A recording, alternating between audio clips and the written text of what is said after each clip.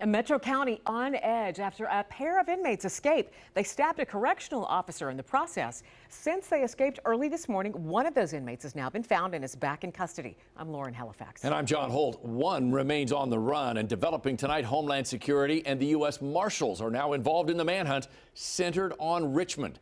39-year-old Justin Robinson is the suspect, previously charged and being held on multiple assault counts for stabbing his pregnant girlfriend in January. Prosecutors say 4 children witnessed that stabbing. Fox 4's Jacob Kittelstadt joins us live from Richmond and the police department there. And Jake, any leads you're hearing tonight?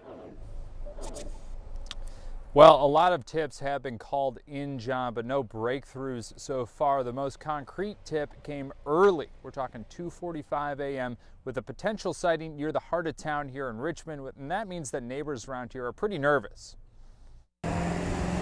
No students at Richmond schools today following a message this morning. I found out early this morning when they sent out a text that they were closing the schools, that the officers had asked us to keep our kids home. Shonda Jarman lives on Wellington Street, near Justin Robinson's last listed address on court documents. Other neighbors say they're just as worried. This is a smaller town. I moved here to move away from that.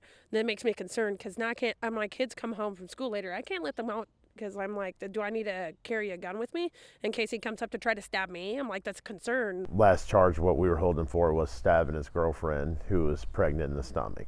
And so he's a very violent person. Ray County Sheriff Scott Childers also says a correctional officer will be okay after getting injured during the 2-man breakout. They used a homemade shiv out of metal they pulled off the walls inside the jail.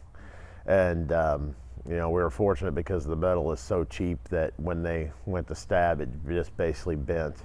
And that's what kept it from being really bad. I got the first one in custody, myself and another deputy. So I've been out all night and I will not go home or get any rest until we get him caught. Neighbors say that can't happen soon enough. He's going to spend the rest of his life in prison, and he probably just had a hard time dealing with that. Isn't it weird to think about how, just even here in the neighborhood where everything looks fine on the outside, that inside people like that are around us?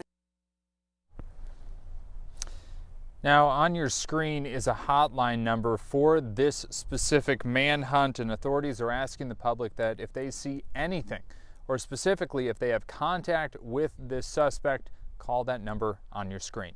Jacob Kittelstadt, Fox 4, working for you.